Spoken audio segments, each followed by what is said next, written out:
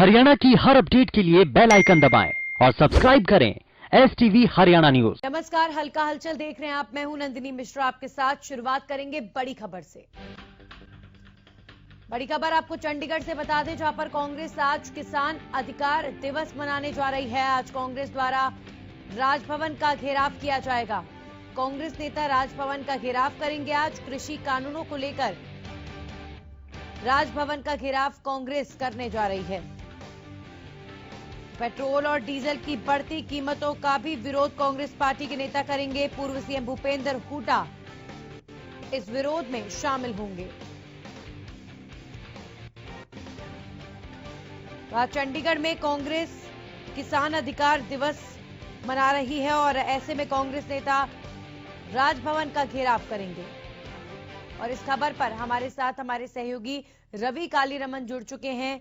रवि, क्या जानकारी कांग्रेस के इस विरोध प्रदर्शन को लेकर?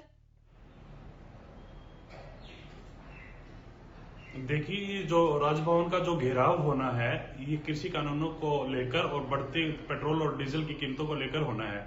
इसमें तमाम जो कांग्रेस के, हरियाणा कांग्रेस के जो लीडर्स हैं, विधायक हैं और जो बड़े नेता हैं, वो शामिल होने की उम्मीद है। और ये जो घेराव है, इसका समय लगभग कल इसका समय 10 साढ़े 10 बजे रखा गया था, लेकिन आज जो समय है उसमें बदलाव किया गया है। लगभग 12 बजे के आसपास ये समय रखा गया है। इसमें तमाम जितने भी कांग्रेस, हरियाणा कांग्रेस के बड़े नेता हैं, विधायक हैं और उच्च पदाधिकारी हैं, वो शामिल होने की उम्मीद है। जी बिल्कुल, यानी माने कि आज भूपेंद्र सिंह हुड्डा, कुमारी शैलजा, रणदीप सुरजेवाला, ये तमाम बड़े चेहरे इस विरोध प्रदर्शन में नजर आएंगे। जी बिल्कुल, कहीं ना कहीं पहले ये इस मुद्दे पे तो कम से कम कांग्रेस के जितने भी बड़े लीडर्स हैं, जो आपसी खींचतान में कहीं कहीं अलग अलग दिखाई दे रहे थे, लेकिन इस मुद्दे पर जो राजभवन का जो घेराव है, इस मुद्दे पर सारे तमाम जो लीडर्स हैं कांग्रेस के, हरियाणा आप कांग्रेस के, वो सारे एक साथ एक प्लेटफॉर्म पे आकर राजभवन का घेराव करेंगे। इससे पहले जो घेराव होगा उससे पहले सारे जितने भी तमाम लीडर्स हैं, ये कांग्रेस जो कार्यालय है चंडीगढ़ स्थित, उस पर इकट्ठा होंगे, वहां से ये सारे मिलकर कूच करेंगे। बहुत बहुत शुक्रिया रवि, तमाम जानकारी के लिए। तो आज 12 बजे कांग्रेस की ओर से किसान अधिकार दिवस के रूप में विरोध प्रदर्शन किया जाएगा और इस दिन को किसान अधिकार दिवस के रूप में मनाया जाएगा। और कांग्रेस के विरोध में कांग्रेस पार्टी के, हरियाणा कांग्रेस के तमाम बड़े चेहरे, चाहे रणदीप सुरजेवाला हो, कुमारी शैलजा हो, चाहे भूपेंद्र सिंह हुड्डा हो, ये सभी इस प्रदर्शन के दौरान मौजूद रहेंगे। अब खबरों में आगे बढ़ेंगे और रुख करेंगे एक और बड़ी खबर का। किसानों के आंदोलन को लेकर बड़ी खबर आपको बता दें, 51वां दिन आज किसान आंदोलन का और आंदोलन लगातार जारी है। सरकार और किसानों के बीच आज बैठक होने जा रही है। विज्ञान भवन में दोपहर 12 बजे किसान नेता और सरकार के मंत्री आमने सामने होंगे। कृषि मंत्री ने सकारात्मक चर्चा की उम्मीद जताई है। आपको बता दें, कृषि मंत्री नरेंद्र सिंह तोमर ने कहा है कि सरकार खुले दिमाग से बातचीत करने को तैयार है। वहीं किसान नेताओं ने साफ कर दिया है कि मांग पूरी होने तक आंदोलन जारी रहेगा। सरकार के साथ बैठकों का विरोध नहीं है। कृषि कानून को वापस लेने की मांग पर अड़े हुए हैं किसान। MSP पर खरीद की कानूनी गारंटी की भी मांग है।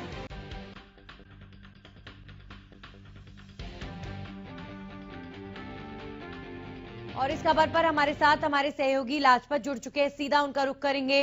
लाजपत, लगातार सिंघू बॉर्डर से आपने हर दिन किसानों से बातचीत की है और अब ऐसे में क्या लगता है कि आज की सरकार के साथ बातचीत को लेकर, वार्ता को लेकर किसान कितने सकारात्मक हैं?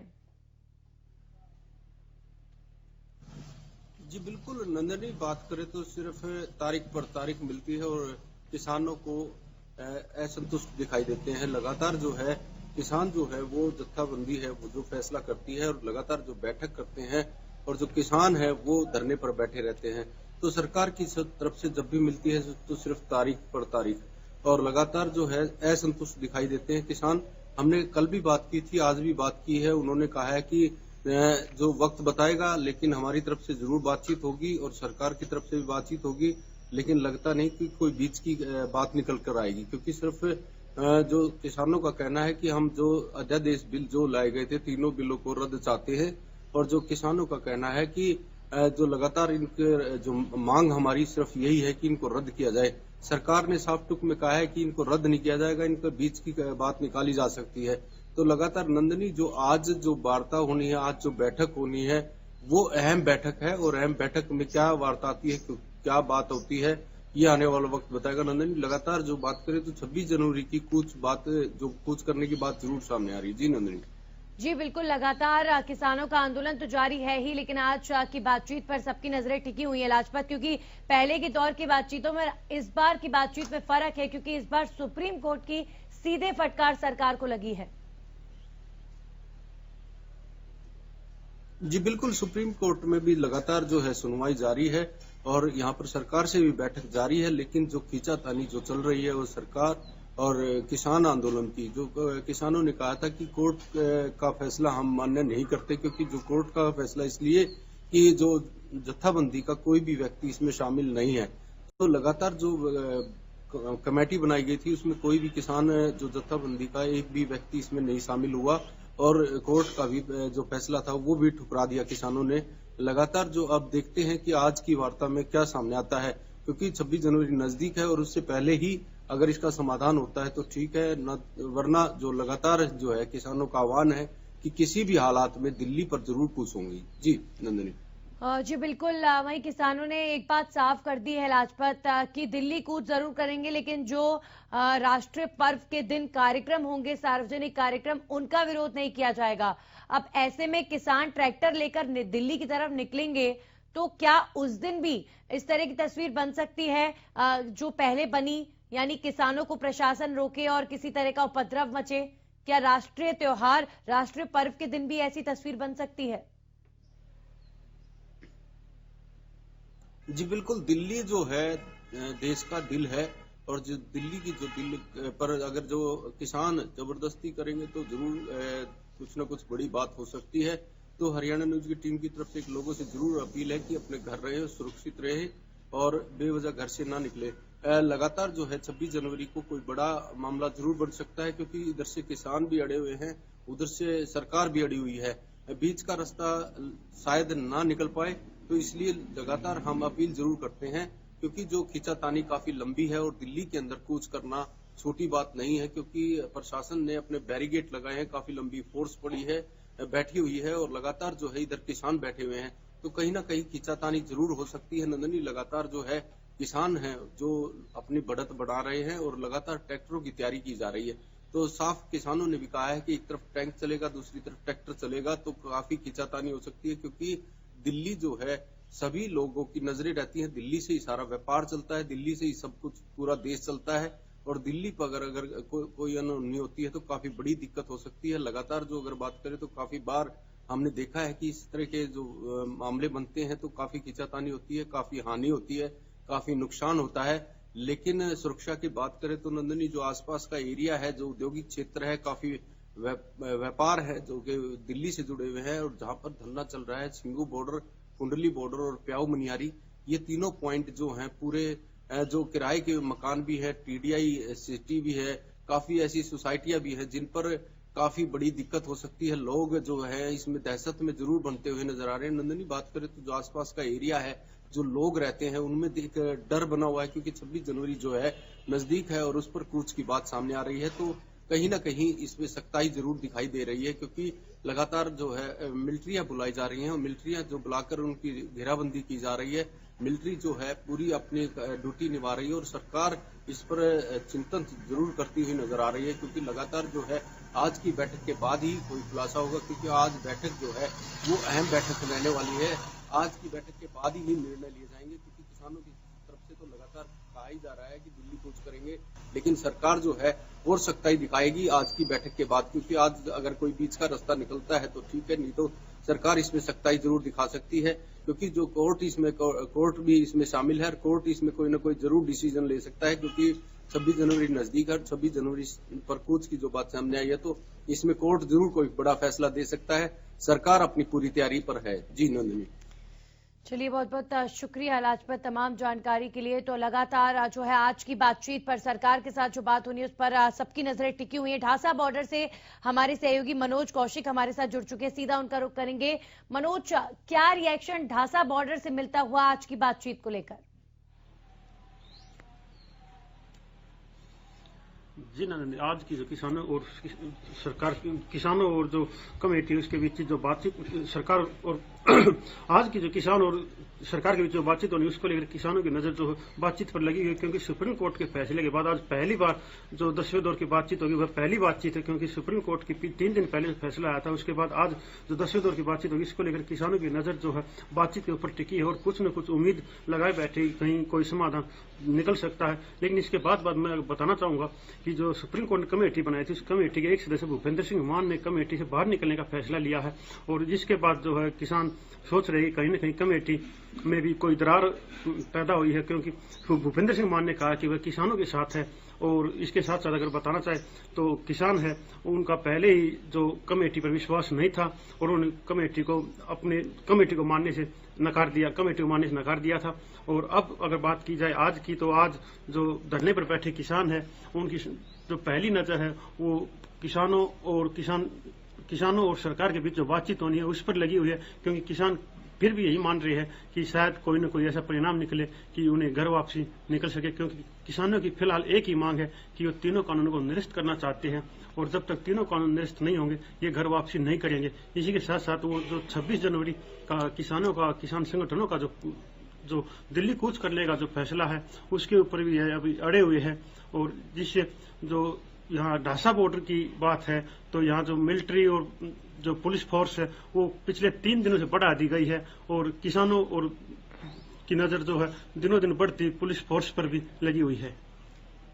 चलिए, शुक्रिया मनोज तमाम जानकारी की। तो लगातार आप बिल्कुल ठीक कहा मनोज ने, लगातार दिल्ली के चारों तरफ फोर्सेस तैनात हैं, लगातार सिक्योरिटी और ज्यादा बढ़ाई जा रही है 26 जनवरी के मद्देनजर, और वहीं किसान भी लगातार 26 जनवरी को दिल्ली कूच की बात कह रहे हैं। तो ऐसे में क्या राष्ट्रीय पर्व के दिन किसी भी तरीके की उपद्रव की तस्वीर देखने को मिल सकती है? क्योंकि अगर ऐसा हुआ तो बेहद निराशाजनक होगा ये। अब ऐसे में जरूरी है कि 26 जनवरी से पहले या आज की बातचीत में ही कोई ना कोई समाधान निकल जाए।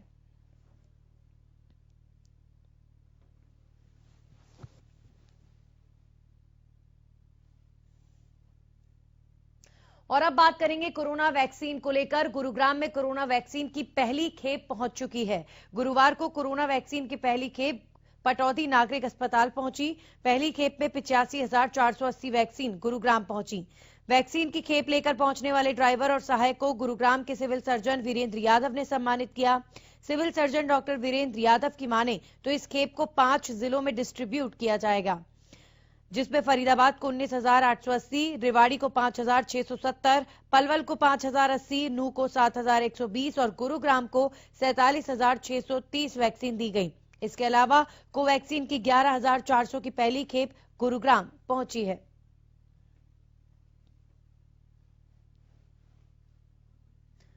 और इस खबर पर हमारे साथ हमारे सहयोगी मनोज वशिष्ठ जुड़ चुके हैं, सीधा उनका रुख करेंगे। मनोज, इंतजार 16 तारीख का है, 16 तारीख बिल्कुल आ ही गई, कल से वैक्सीन लगनी शुरू हो जाएगी। अब कोरोना वैक्सीन जो पहुंची है गुरुग्राम में और हरियाणा के तमाम क्षेत्रों में यहां से डिस्ट्रीब्यूट किया गया है, उसे लेकर क्या जानकारी?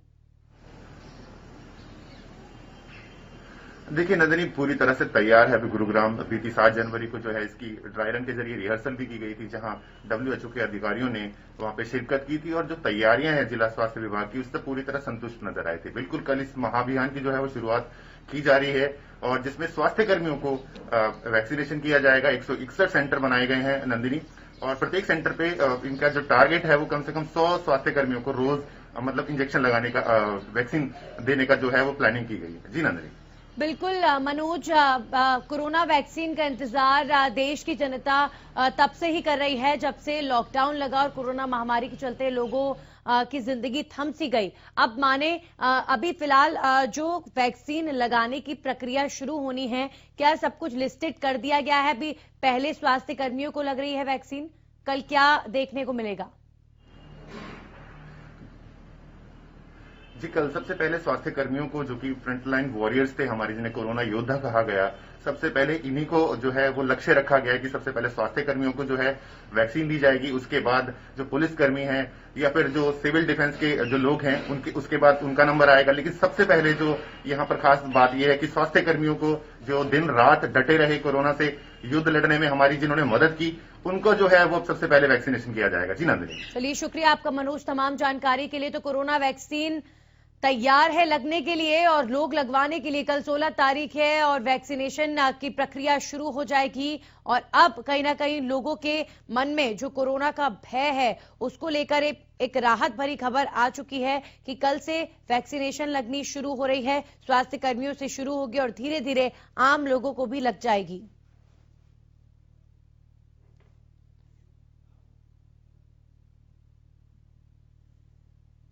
और अब बात करेंगे मौसम के मिजाज की। जी हां, लगातार शीतलहर के प्रकोप के चलते लोग परेशान हो रहे हैं। बड़ी खबर उत्तर भारत को लेकर आपको बता दें, ठंड और कोहरे का प्रकोप लगातार जारी। कड़ाके की ठंड के साथ घना कोहरा छाया हुआ है।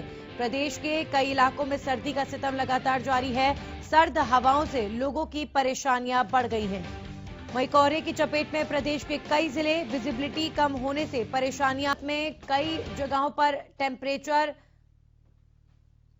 ने रिकॉर्ड तोड़ा है। हमारे साथ अनूप कुंडू जुड़ चुके हैं हिसार से, सीधा उनका रुख करेंगे। अनूप, हिसार में फिलहाल क्या टेम्परेचर और क्या स्थिति ठंड की? नंदिनी, जिस प्रकार से हर साल मकर संक्रांति के आसपास घना कोहरा छाया रहता है, लेकिन लगता है इस बार कोहरे ने पिछले सारे रिकॉर्ड तोड़ दिए हैं। विजिबिलिटी बिल्कुल शून्य हो चुकी है। सड़कों पर चलने वाले सभी लोगों को इतनी भारी परेशानी का सामना करना पड़ रहा है कि उन्हें सफेद पट्टी भी दिखाई नहीं दे रही। इतनी ज्यादा धुंध और कोहरे की यहाँ पर हम देख सकते हैं एक सफेद चादर पूरे आसमान से लेकर जमीन तक छाई हुई है। इसके साथ साथ अगर हम बात करें टेम्परेचर की, तो तापमान लगातार गिरता जा रहा है। -2 डिग्री यहाँ पर तापमान नापा जा सकता है। इसके अलावा हवाओं की अगर बात करें तो हवाएं भी जो सर्द है बड़ी तेजी के साथ चल रही है। 1.8 किलोमीटर प्रति घंटे की स्पीड से हवाएं चल रही हैं। जी बिल्कुल, और लगातार शीतलहर के चलते लोग भी परेशान हैं। और हिसार की मैं बात करूं अनूप, यहां पर अगर हरियाणा में सबसे ज्यादा ठंड कहीं पड़ती है, माइनस में भी हिसार में इस बार पारा जो है गया है, तो अभी 2-3 दिनों से ठंड बहुत ज्यादा पड़ रही है। तो क्या हिसार में अभी भी टेम्परेचर 0 के लगभग पहुंचा है इस बार? जी बिल्कुल नंदिनी जी, हिसार पहले एक बार बीच में ऐसा ही समय रहा था कि शिमला से भी ज्यादा ठंडा माना जा रहा था, हो चुका था ये कहेंगे हम। और अब भी ऐसी हालात है कि शिमला से ज्यादा ठंडा हिसार देखने को मिल रहा है। टेम्परेचर लगातार गिरता जा रहा है और टेम्परेचर माइनस में चला गया है ये। इसके अलावा अगर पूरे घने कोहरे और इसकी बात की जाए तो ये किसानों के लिए भी कहीं न कहीं दुखदायी है, क्योंकि ये जमना शुरू हो गया है पाले के रूप में। और जब जमना शुरू हो जाता है तो तब फसलों को बड़ा हानिकारक उसके लिए माना जाता है। जी नहीं। चलिए, बहुत बहुत शुक्रिया अनूप तमाम जानकारी के लिए। तो हिसार में लगातार ठंड का रिकॉर्ड टूटता हुआ, और इससे पहले जैसा कि अनूप हमें बता रहे थे कि इस बार तो ऐसा भी हुआ कि हिसार का टेम्परेचर हिल स्टेशंस के टेम्परेचर से भी ज्यादा मापा गया था, यानी टेम्परेचर जो है वो माइनस में चला गया था।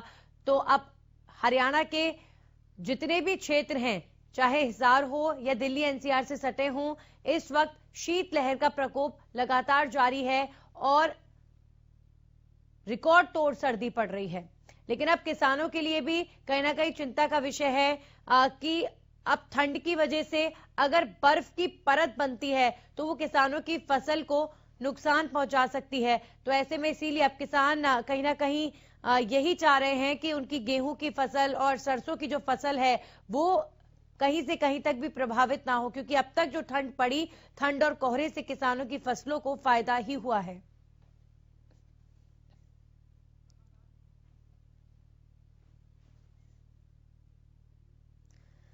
और हमारे साथ झज्जर से हमारे सहयोगी रमाकांत जुड़ चुके हैं। रमाकांत, झज्जर में क्या स्थिति ठंड की?